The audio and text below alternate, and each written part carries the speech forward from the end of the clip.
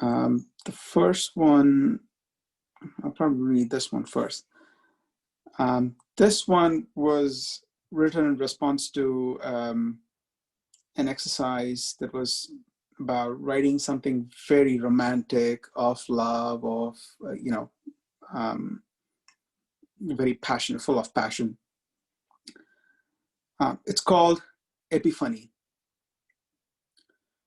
A frisky, frothing wave rising from the womb of the tempestuous ocean, oscillating between shades of white and blue. Virgin raindrops pouring from the eyes of the bounteous sky, concealing the rationale for grief behind gray clouds. Lambent bluish light emanating from the voluptuous moon, dreaming on a bed of silvery stars. The crimson flame flaring from the spirit of the impetuous wildfire, devouring all sacrificial, lifeless matter. You have revealed these and more through the spontaneous blinking of your angelic eyes, the dance of sweat beads on the contours of your body, the esoteric whispers erupting from your bosom, the slightest tremble on your ethereal lips in such coquettish ways. You have showed me a prosaic, solitary speck of rock, standing on a sliver of earth, seeking resurrection, a drop of life from your ambrosial mouth, pining to wrap you wholly in my stony hands. How infinitesimal and unworthy I am still.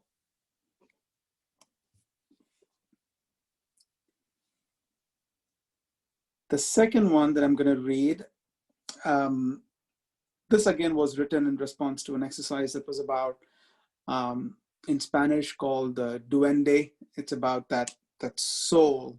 Duende is a soul. So as artists perform, like, the bullfighters, they go out there and perform. They, after a point, they say that the duende takes over. It's not about craft. It's not about all of that. It's something magical happens, and in pursuit of that duende and the dance with the duende, they create magic. So it was about how you go search for the duende. So it's a little bit of a search.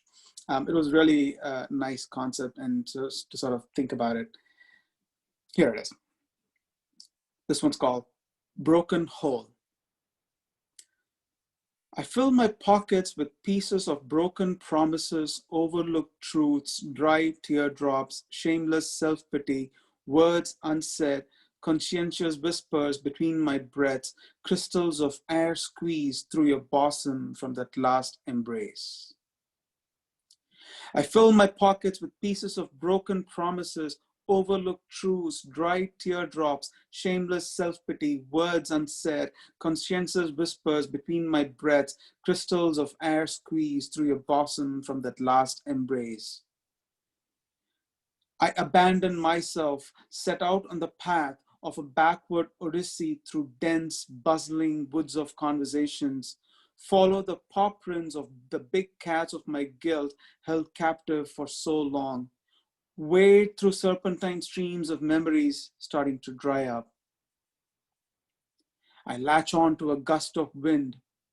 My need to find the broken piece of myself takes me across cities of castles of dreams of you and me. My pockets are still full. I leave no trail to trace my way back to the broken me I left behind, a me I have no intention of returning to without you. For the record, Hansel is a genius, a superhero, my beacon, and he asked me to believe in an ever after, always. Thank you.